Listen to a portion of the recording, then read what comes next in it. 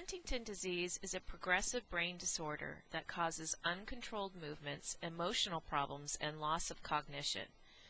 Adult-onset Huntington disease, the most common form of this disorder, usually appears in the person's 30s or 40s. Early signs and symptoms can include irritability, depression, small involuntary movements, poor coordination, and trouble learning new information or making decisions. Many people with Huntington disease develop involuntary jerking or twitching motions known as chorea, meaning dance. As the disease progresses, these movements become more pronounced. Affected individuals may have trouble walking, speaking, and swallowing. People with this disorder also experience changes in personality and a decline in thinking and reasoning abilities. Individuals with the adult-onset form of Huntington's disease usually live about 15 to 20 years after signs and symptoms begin. A less common early-onset form of Huntington disease begins in childhood or adolescence. It also involves movement problems and mental and emotional changes. Additional signs of the early-onset form include slow movements, clumsiness, frequent falling, rigidity, slurred speech, and drooling. School performance often declines as thinking and reasoning abilities become impaired. Seizures occur in 30% to 50% of children with this condition. Early-onset Huntington disease tends to progress more quickly than the adult-onset form. Affected individuals usually live 10 to 15 years after signs and symptoms appear. Mutations in the HTT gene cause Huntington disease. The HTT gene provides instructions for making a protein called Huntington. Although the function of this protein is unknown, it appears to play an important role in nerve cells in the brain. The HTT mutation that causes Huntington disease involves a DNA segment known as a CAG trinucleotide repeat. This segment is made up of a series of 3 DNA building blocks, cytosine, adenine, and guanine, that appear multiple times in a row. Normally, the CAG segment is repeated 10 to 35 times within the gene. In people with Huntington disease, the CAG segment is repeated 36 to more than 120 times. People with 36 to 40 CAG repeats may or may not develop the signs and symptoms of Huntington disease, while people with more than 40 repeats almost always develop the disorder. An increase in the size of the CAG segment leads to the production of an abnormally long version of the Huntington protein. The elongated protein is cut into smaller, toxic fragments that bind together and accumulate in neurons, disrupting the normal function of those cells. The dysfunction and eventual death of neurons in certain areas of the brain underlie the signs and symptoms of Huntington disease. As the altered HTT gene is passed from one generation to the next, the size of the CAG trinucleotide repeat often increases in size. A larger number of repeats is usually associated with an earlier onset of signs and symptoms. This phenomenon is called anticipation. Individuals who have 27 to 35 CAG repeats in the HTT gene do not develop Huntington's disease, but they are at risk of having children who will develop the disorder. As the gene is passed from parent to child, the size of the CAG trinucleotide repeat may lengthen into the range associated with Huntington disease, 36 repeats or more. In the adult onset variety, oftentimes the person has already had children, which means there is a 50-50 chance each of their children will experience the same fate as their parent. There is a high degree of suicide risk in individuals who find out they have this dominant mutation.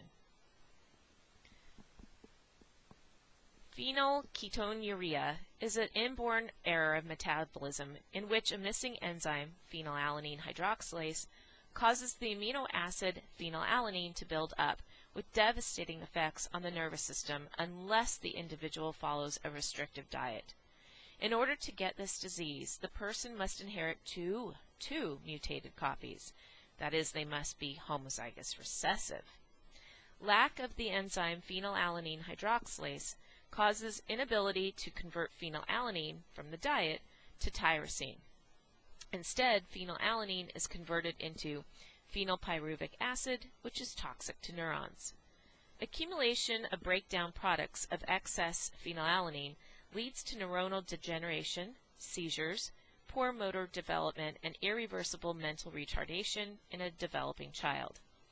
Testing at birth in many states, also California, is a heel stick blood sample and a Guthrie test. This involves bacteria plated on media that restricts growth unless phenylalanine is present. Carriers, heterozygotes of this autosomal recessive condition, have elevated phenylalanine levels that are not sufficiently high to cause symptoms, but that are high enough that they may have a protective effect during pregnancy. Physicians have observed that women who are PKU carriers have a much lower than average incidence of miscarriage. One theory is that excess phenylalanine somehow inactivates a poison called ochratoxin A that certain fungi produce, and this is known to cause spontaneous abortion. History provides the evidence that links PKU heterozygosity to protection against the fungal toxin.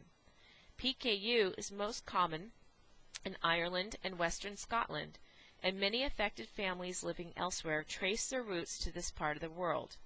If PKU carriers were most likely to have children than non-carriers because of the protective effects of the PKU gene, over time the disease-causing allele would increase in the population. Here's how it works. Because of natural selection, different alleles are more likely to confer a survival advantage in different environments. Cycles of infectious disease prevalence and virulence often reflect natural selection. If natural selection eliminates individuals with detrimental phenotypes from a population, then why do harmful mutant alleles persist in a gene pool? A disease can remain prevalent when heterozygotes have some other advantage over individuals who have two copies of the wild-type allele. When carriers have advantage that allow a detrimental allele to persist in a population, balanced polymorphism is at work. This form of polymorphism often entails heterozygosity for an inherited illness that protects against an infectious illness. Examples are fascinating. PKU is one example. Others include sickle cell disease, G6PD, Taysachs, and cystic fibrosis. In the case of maternal PKU, the mother has the genetic mutation. She must make sure she stays on a low phenylalanine diet while her fetus develops. Otherwise, the breakdown products will affect the baby's neuronal development. Lysosomes are membrane-bound organelles that contain digestive enzymes within them. Lysosomes fuse the phagosomes to digest the contents. Lysosomes are also needed to digest old organelles. Some white blood cells have a high number of lysosomes and are known for their ability to attack invading cells. Taysachs disease is an autosomal homozygous recessive condition where the person's lysosomes lack an enzyme called hexosaminidase A, and that breaks down certain glycolipids in cell membranes. The glycolipids are particularly abundant in nervous tissue. As the glycolipids accumulate, they become toxic to the cell and interfere with nerve function, resulting in diminishing mental capacity, blindness, loss of movement, and finally death. Death usually occurs by age 4 to 5. It is extremely rare, but can be common in certain isolated populations like Ashkenazi Jews. As seen in PKU, being a heterozygote carrier may protect against tuberculosis, although I must tell you, this idea is still contested. In Ashkenazi populations where up to 11% of the people are Tay-Sachs carriers, we saw during World War II, TB ran rampant in Eastern European Jewish settlements. Often, healthy relatives of children with Tay-Sachs disease did not contract TB, even when repeatedly exposed. The protection against TB that Tay-Sachs disease heterozygosity apparently offered remained among the Jewish people because they were prevented from leaving the ghettos. The mutant allele increased in frequency as TB selectively felled those who did not carry it, and the carriers had children with each other. Precisely how lowered levels of hexosaminidase A protect against TB isn't known. Another idea is that genetic drift, the bottleneck effect, may also have helped isolate the Taysachs allele by chance in groups of Holocaust survivors. There is also a high incidence of French Canadians with this allele, and one explanation for this population is a founder effect, where someone from Europe immigrated to Canada and introduced the allele. Cystic fibrosis is an autosomal homozygous recessive inherited disease of the mucus glands that affects many body systems.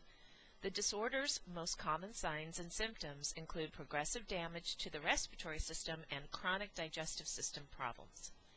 In people with cystic fibrosis, the body produces mucus that is abnormally thick and sticky. This abnormal mucus can obstruct the airways, leading to severe problems with breathing and bacterial infections in the lungs.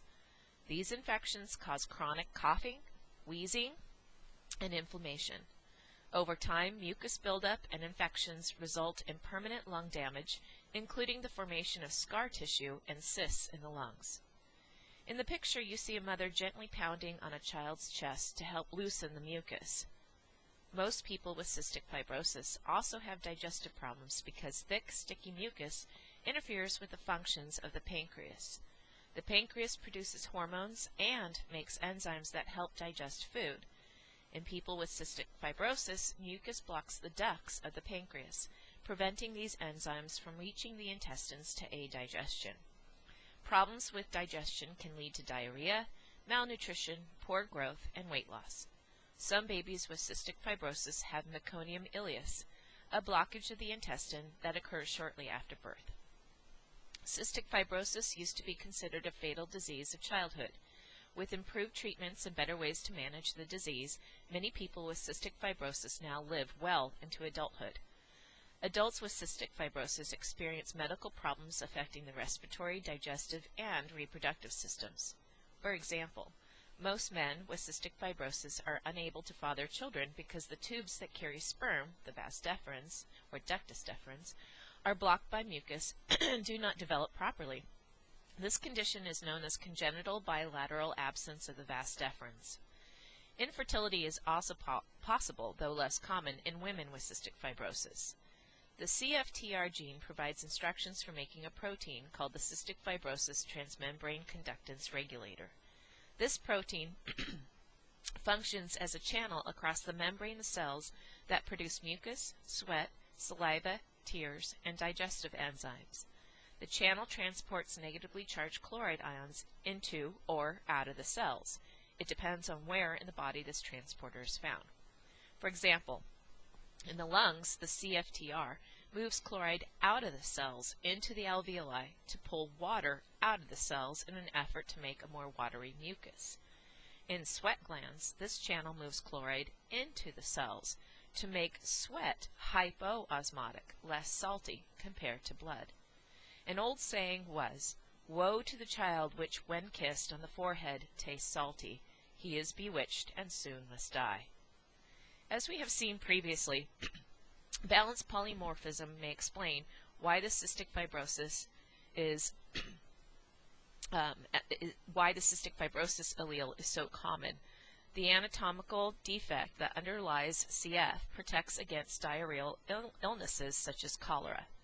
Cholera epidemics have left their mark on human populations, causing widespread death in just days.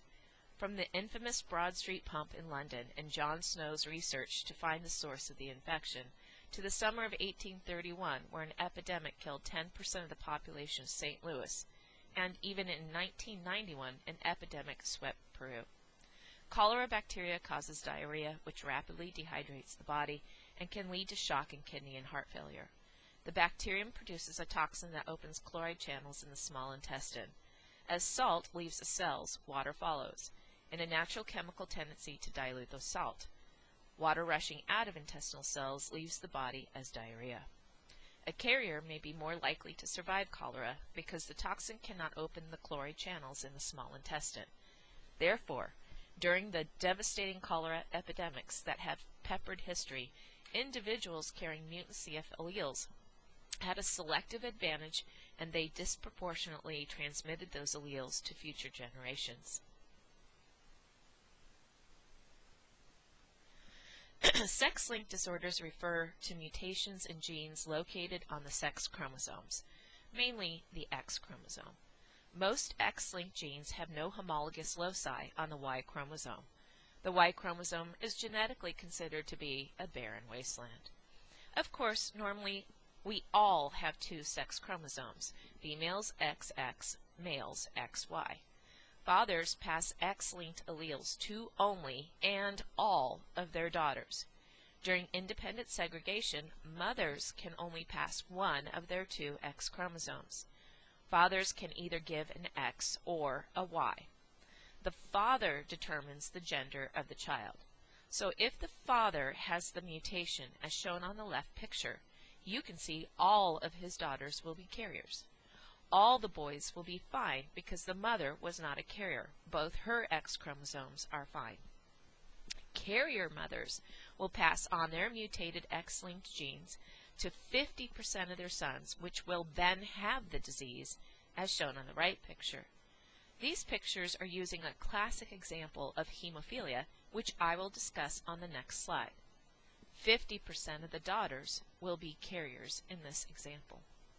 Women can display the X-linked disease if and when they inherited a mutant allele from each parent, that is, a mutated X-linked genes from father and mother. Hemophilia refers to several different hereditary bleeding disorders with similar signs and symptoms.